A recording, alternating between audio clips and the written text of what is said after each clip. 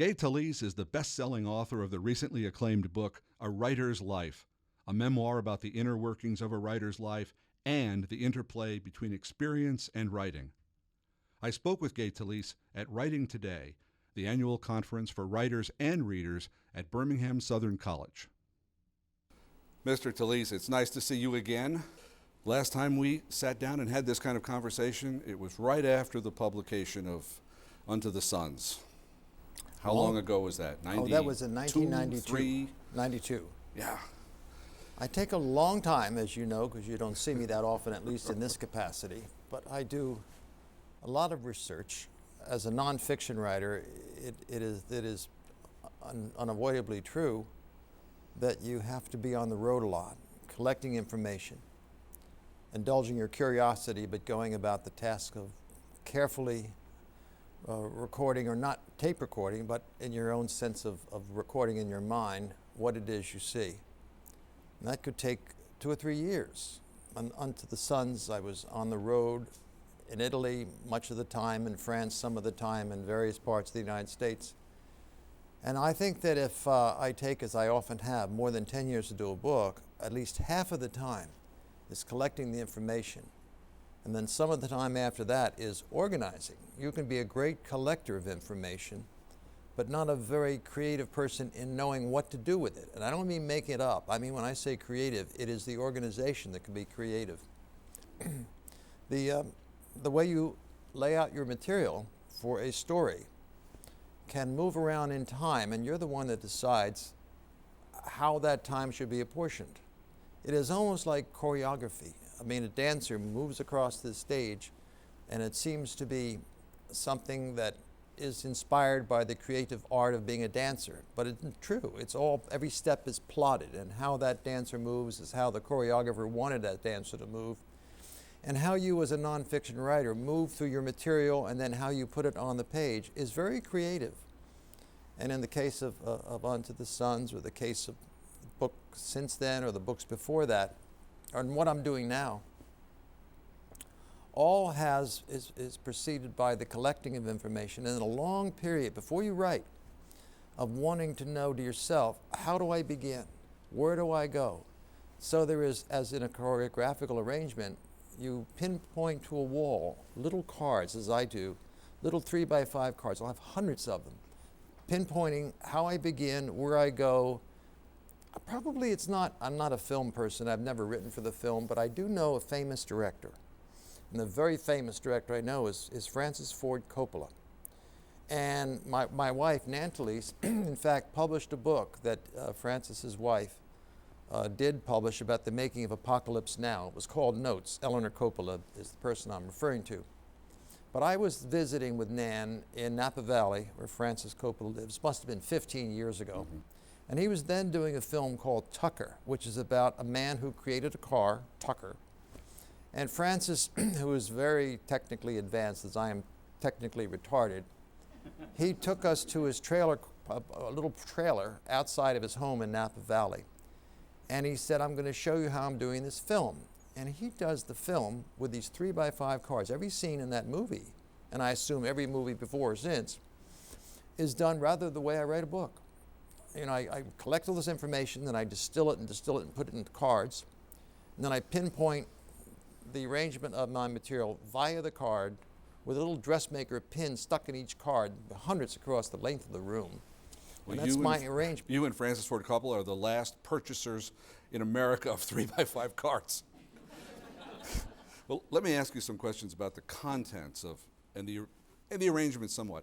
A Writer's Life is a book with a number of parts. There's a spine, a thread that runs through that is autobiographical. But you've also taken up a number of independent stories, and I want to spend a few minutes with each of them. For example, you open the book and then, in fact, later close it with the story of the Chinese girl soccer player who caught your eye when you thought you were going to watch a Yankees game, I guess. But yeah. You spent time and miles and energy and cash to chase that story. What about the Chinese girl soccer player just obviously grabbed your imagination? Well, the book, for those who haven't read it, and many haven't, and that's the way a writer's life is. Much of what you write is unread, but it begins and ends on the same page. Begins on page 1, and 512 pages, whatever it is page 1 all over again. So I loop around the beginning of page 1. And page 1, to me, was exactly what happened to me in 1999 on a Saturday afternoon, when, for lack of something better to do, and certainly not wanting to write on that occasion, in fact, being very confused as to what it was I was writing. I've heard other writers share that sentiment. So there are days when you don't know what you're doing, and that's part of a writer's life, indecision. But on this day, I was watching television, and I had seen earlier in the week Gatorade commercials on television featuring Michael Jordan and Mia Hamm. You may not know who she is. She's a famous women's soccer player, raised in Selma, Alabama. I don't think she was born in Selma, but I think her father was in the military. Anyway, I heard about this Mia Hamm again and again and again. She was beating Michael Jordan on this Gatorade commercial, just about everything. She was playing basketball and beating him. She was beating him with swords. She was beating him at checkers. She was beating him, every little thing that could be competitive. And then she was singing, "Anything you can do, I can do better." And I thought, God, who is this woman? I never heard of Mia Hamm. And I certainly had heard of Michael Jordan. Anyway, the point was, on this particular Saturday on ABC television, the announcer, I was just watching baseball channel surfing. I didn't intend to watch that soccer match between Mia Hamm's American team and the competitive team was the Chinese national team, and they were competing in the Rose Bowl in Pasadena, California. And I'd been watching baseball, and on that lazy Saturday afternoon, looking for distractions, and nothing is more available for distraction for the distracted mind than the television screen. And I thought, this is Mia Hamm is going to be playing. They said, 3 o'clock from Pasadena. I'm in New York. The USA team, led by Mia Hamm, will face off against the Chinese. I had never seen soccer in my life, and to this day, I'm not an aficionado of the game. I just want to see how great Mia Hamm was. That's why I flipped it on. And Mia Hamm wasn't that great that day. And she didn't score a goal, and the game was boring. It was 2.5 hours, I think it was, of this soccer match, back and forth. But it culminated after a scoreless game. Games are 90 minutes, 45-minute and a half, and then another 45 minutes. And, for an American, Americans find it difficult to deal with soccer because there's not a lot of scoring and the rules are obscure. I know a lot of college kids play it, but I wasn't certainly interested in soccer. But I was, at the conclusion of this long afternoon, watching this game.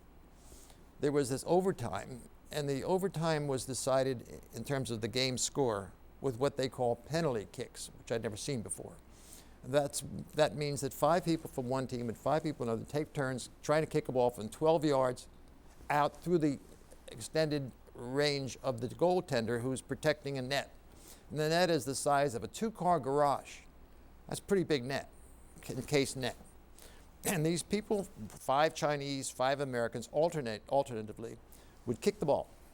And every one of the persons from the 5 Americans and the 4 of the 5 Chinese kicked the ball into the net, sometimes this way, that way, but all the goaltender was frustrated and leaping, and the ball shoots in between her legs or over her ear, right ear, left ear.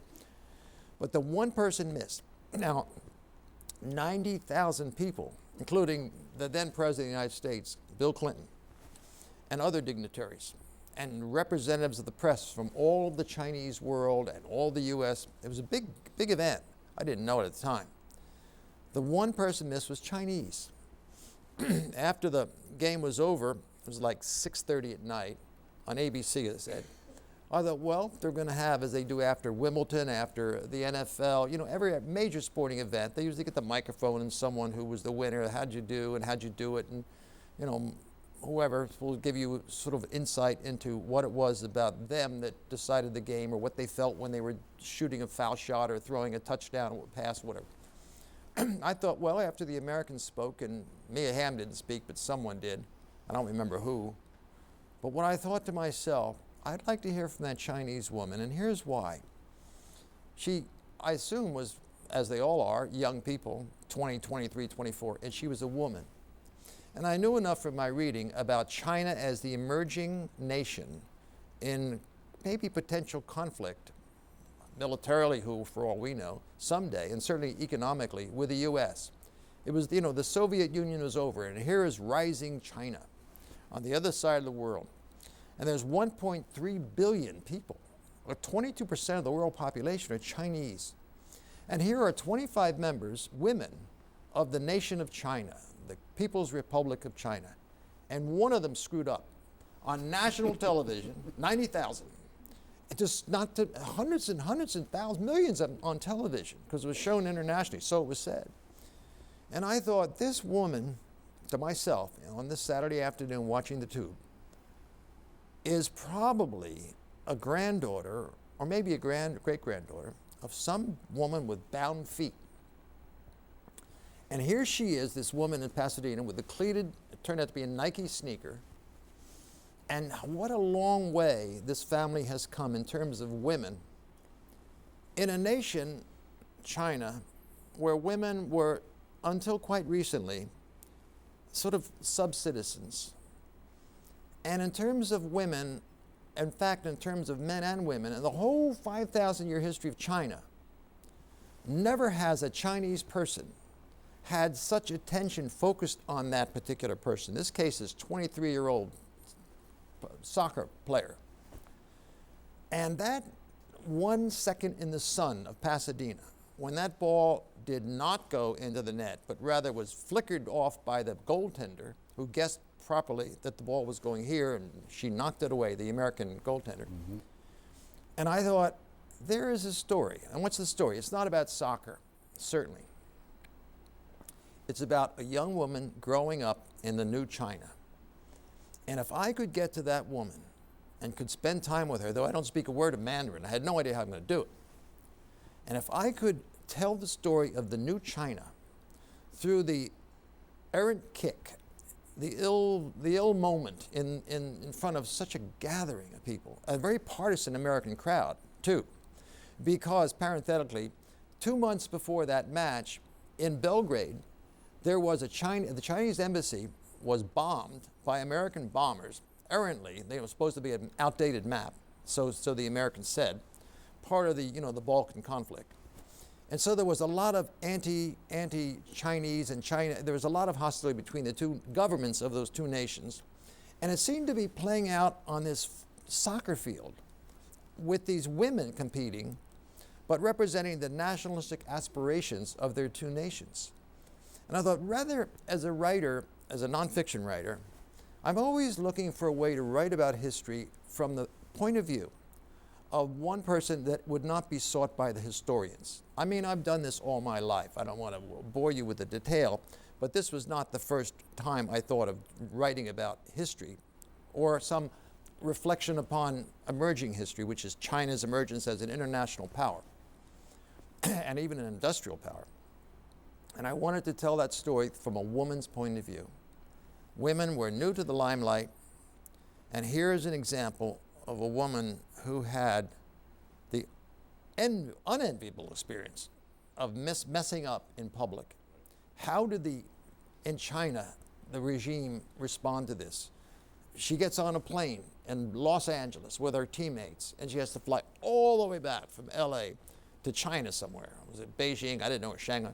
And then she gets out of the plane, meets her mother, and then she is taken to her village, wherever she lives. How do they respond? But more important, how does she respond? All my life I've been interested in the word, how do they respond? Whether I'm writing about some professional athlete, or I'm writing about a professional, could be a book publisher. I wrote about professional criminals. I did a book called Honor Thy Father, you mentioned, about gangsters.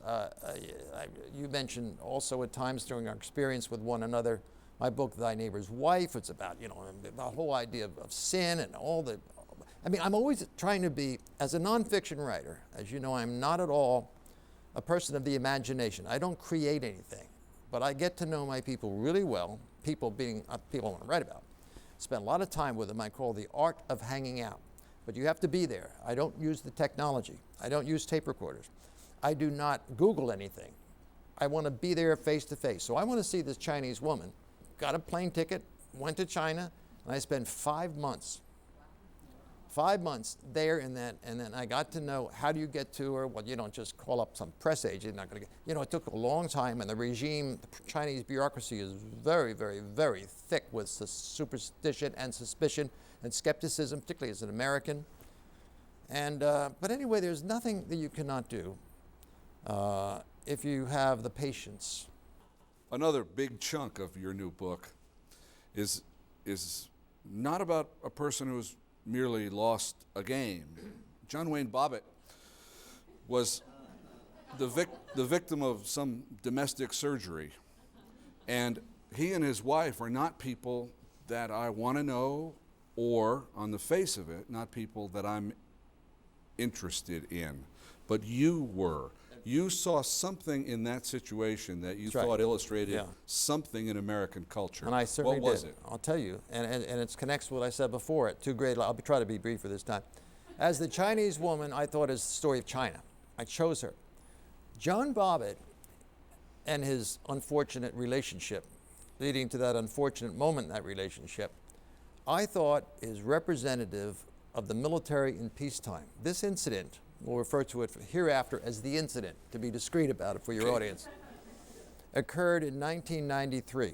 At that time, the Defense Department, American military spending was not as it is now in the aftermath of the war in Iraq or in Afghanistan. There was not much emphasis on military spending. And the people in the military, John Bobbitt among them, and he had been a Marine for 4 years, and his last year was 1991, and he was 1992, didn't have a job, and he was also undereducated. He barely got out of high school, and he came from a very, very poor part of Alabama. Northern New York, Niagara Falls. And I saw him and people like him, hundreds and hundreds of, maybe thousands of people like him, who were drawn into the military by virtue of the fact they didn't know what else to do with themselves. And after the military didn't want them anymore, which is when their term was up, and when there was not, as is the case today in 2007, in 1993, no need for military re-enlistment. There's more soldiers in those days than what to do with, because there's no war going on in 93. And his life was almost over, with great regret, when he was eased out of the Marine Corps. He was then recently married, and he became, after he left the Marine Corps, he didn't have anyone to look after him anymore. He had no one to pay his bills, no guaranteed income, and he fell back into that awful life of people who are underqualified, if not unqualified, for whatever a good job is. He was a minimum wage man. There are a lot of minimum wage men, and if he was also of the underclass, but also of the underclass white. And I thought, this is the kind of guy who might be referred to as white trash. And I wanted to write about the white trash male in a time when muscular demonstrations, except if you're an athlete in contact sports, did not necessarily fit any job prescription. This was the time of technology, and whatever, the idea of the laboring male, the idea of yes, there was jobs in construction, but there were more jobs than there were people needed for those jobs. And Bobbitt, I thought, represented a tragic case of an underclass white male who was a brutish Marine, but after that, what was he? He was a bit of an American buffalo going out of style. And I thought that he had his time of notoriety after that operation he had to have. And then there was a joke, every Letterman show, every Leno, he was a humiliated person. And it was also in that same period of time, the rise of feminism. That was 93, the feminist entrenchment in the academic world, in the media world, in the legal profession, were such that this man, though his wife was his wife in the same roof, under the same roof that time, And the fact that he was emasculated, had his private parts sliced off by her, he became the villain. You know, that's interesting in a period in history. Not to me, he wasn't. Not to you. Well, he was in the press. He was the villain. He was considered the aggressor. He was considered, I mean, in the middle of the night, he was drunk, and he wakes up, and part of him isn't there anymore. In fact, the part of him is off with his wife in her sports car. She dashed off to get out of there. But I thought that was an interesting little point, and I wanted to write about that. So what I seem to be writing about isn't what I'm writing about. Subtly, it's there, and it's about history. It's American history at a certain period in time. Right. 93. He's the representative figure for me, a particular kind of And American. the story goes on. It's funny, but it's not exactly funny. I have no. It's as funny as soccer. Yeah. But in this book, you one of the things you do that I think is a lot of fun. Besides that, is there's a building in which restaurant after restaurant is invested in and started up and fails. Yeah. Do you think that building was cursed? Why would every business that starts up in that spot cost the investors millions of dollars and fail? You're referring to a building that is located in Manhattan. Yeah, not far from your home. Not far from my home. It's 206 East 63rd Street, east side of Manhattan. And I've lived in the same house for about 40, 50 years, and it's only a few blocks, as you say. And I've noticed this building. One time it has a restaurant, and then a couple years later there's a different restaurant in the same location, and a couple years later yet another. And during my long lifetime in that neighborhood, and I do walk around a lot, so I'm passing that building, and what is going on here? And so I started to do, out of curiosity again, everything I do is out of maybe obsessive curiosity. And it had to be obsessive to do the research on this particular building, because 10 restaurants had come and gone in the 20 years I've been noticing these changes, the rotation system of these ill-fated restaurants. But I thought there's more of a story than just about why do they always fail here, because restaurants fail a lot of places. I mean, this could be true in Birmingham and Tuscaloosa, Mobile. It could be true in Chicago. It is true in Chicago. Well, it's true everywhere. And also about restaurants, I thought this is yet another way to write about America. And how do I mean?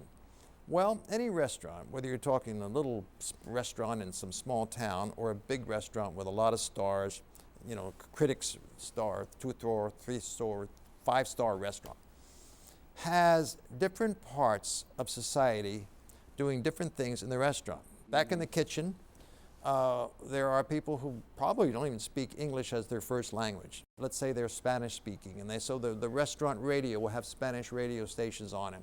And they're chopping celery, or they're washing bottles, or they're scrubbing the floor. They're doing something on the lowest level, preparing for that night's dinner or lunch, whatever it is.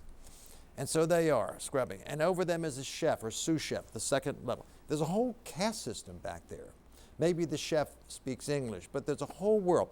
Then if you go through the door, the swinging doors that take you from the restaurant, from the kitchen into the dining room, then you deal with the waiter, and you deal with the runner, the person that serves the table, carries things in and out from the kitchen.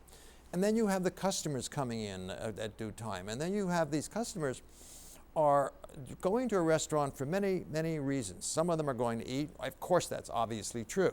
But they're going to make a deal. They're going to woo a wonderful woman. They're going to discuss divorce proceedings. All the dialogue. And if you're an eavesdropper, as I am, and I think any good reporter knows how to listen, you hear all these stories. And I love to hear people tell stories. And if you're in a restaurant, and if you're not making too much noise with your silverware, and you're tuned into the table next to you or to the booth over there, you hear wonderful stories. So the restaurant is a scene for storytelling, and also for assimilation in the kitchen, and also for upward mobility. In your next book, if you write faster, and we're both still alive, we will sit and we will talk about that book at some time in the future. All right, and I'll tell you what it is very quickly. You have 1 second? Say it. My new book is nonfiction, but it's going to be about a marriage. My marriage.